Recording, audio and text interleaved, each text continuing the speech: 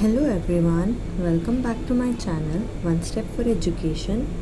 आज हमारी वर्कशीट है worksheet number 67 for class 6 to 8। सबसे पहले आपको यहाँ अपना नाम लिखना है, इधर अपनी क्लास टीचर का नाम लिखना है।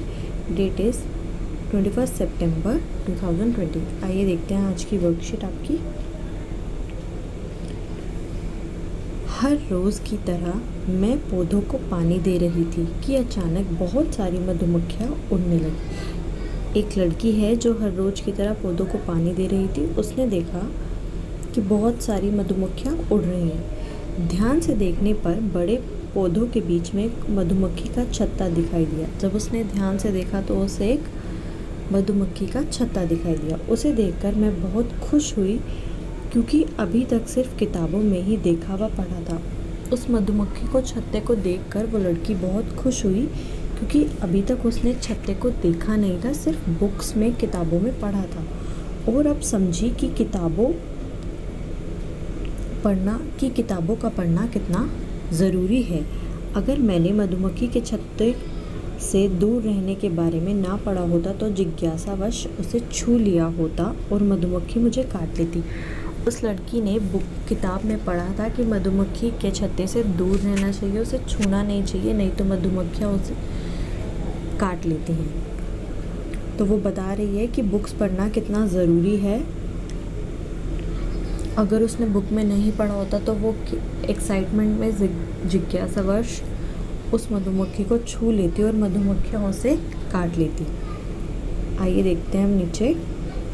आपको यहाँ मधुमक्खी के छत्ते की दो पिक्स दिखाई हुई हैं, दो फोटो दिखाई हुई हैं। इसमें इस आकार दिख रहा है आपको मधुमक्खी के छत्ते का, और ये मधुमक्खियाँ कैसे उसमें सारी चिपकी हुई हैं देखते हैं। पहला क्वेश्चन आपका है, मधुमक्खी के छत्ते के प्रकोष्ठों का प्रकार कैसा होता है। ये देखिए आपको यहाँ मधुमक्खी के छत्ते में दिखाया हुआ है। ये जितने भी आपको छेद छेद दिख रहे हैं ये मधुमक्खी के प्रकोष्ठक हैं। आइए अब देखते हैं इसका आंसर। इनका आकार कैसा होता है, षष्ठभुज, जिसकी 6 भुजाएं हों। ये कुछ ऐसा होता है। देखिए ये 6 भुजाएं, 1 2 3 4 5 6। आइए अब नेक्स्ट क्वेश्चन देखते हैं। मधुमक्खी के छत्ते में कौन सा पदार्थ होता है और वह हमारे किस प्रकार लाभदायक होता है। अब आपको बताना है मधुमक्खी के छत्ते में हमें क्या मिलता है। मधुमक्खी के छत्ते में शहद पाया जाता है और यह हमारे शरीर के लिए बहुत लाभकारी होता है। शहद के फ़ायदे तो आपको पता ही है, ये मिठास के लिए भी काम करता है और भी हमारे शरीर में इसके बहुत सारे, इसको खाने से बहुत सारे लाभ प्राप्त होते हैं। थर्ड क्वेश्चन, क्या आपको ज्ञात है कि मधुमक्खियाँ पर्यावरण की रक्षा में क्या महत्वपूर्ण भूमिका निभाती है। जानकारी इकट्ठा कीजिए। इसमें मधुमक्खियों की महत्वपूर्ण भूमिका पूछी है आपसे जो वह पर्यावरण के लिए निभाती हैं। आइए देखते हैं आंसर।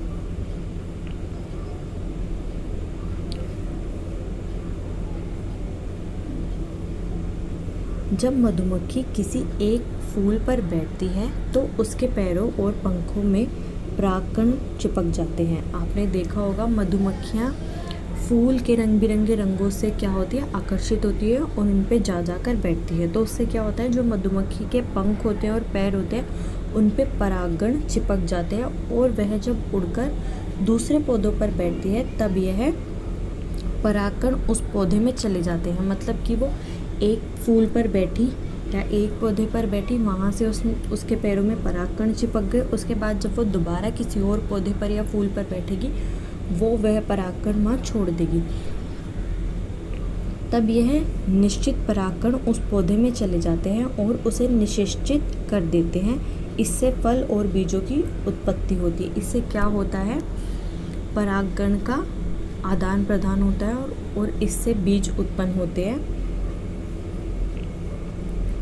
और जंगल में पाए जाने वाले कई जंगली पेड़ मधुमक्खी के परागण पर निर्भर होते हैं। जितने भी पेड़ जंगल में होते हैं उनमें से कई पेड़ मधुमक्खी पर निर्भर करते हैं कि मधुमक्खी उनका परागण कराएगी और उनकी जो बीज उत्पन्न होने वाली प्रक्रिया है वह पूरी होगी उससे। कई तरह के बीज, नट्स, फल, फ्रूट के उगने में मधुमक्खियों की बहुत महत्वपूर्ण भूमिका है।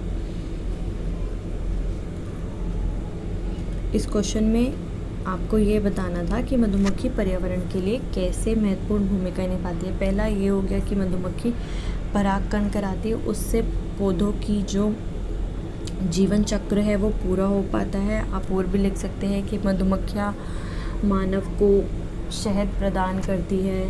अब आपका लास्ट क्वेश्चन है, मधुमक्खी के अलावा अन्य कौन से प्राणी पर्यावरण की रक्षा करते हैं, सूची बनाइए। आपको बताना है कि मधुमक्खी के अलावा मतलब और कौन से प्राणी हैं जो पर्यावरण की रक्षा करते हैं।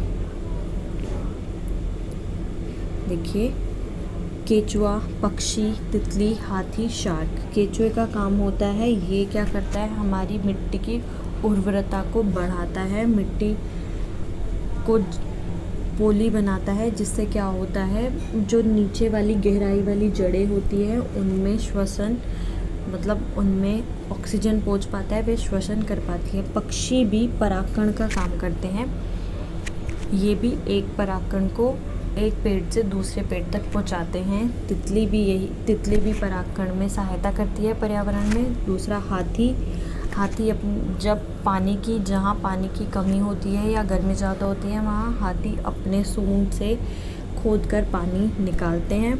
और शार्क का काम होता है, जो भी जल जीव होते हैं पानी में जो वृद्ध हो जाते हैं या फिर जो मर जाते हैं या जो स्वस्थ नहीं होते, शार्क उनको खाती है, जिससे क्या होता है जल जीवन या फिर जो समुद्र वगैरह होते हैं वहाँ पर एक बैलेंस बना रहता है। ये थी आपकी आज की वर्कशीट जो कि क्लास 6 to 8 के लिए थी, हिंदी मीडियम की। अगर आपको मेरी वीडियो पसंद आई हो तो चैनल को लाइक एंड सब्सक्राइब ज़रूर कीजिएगा। धन्यवाद।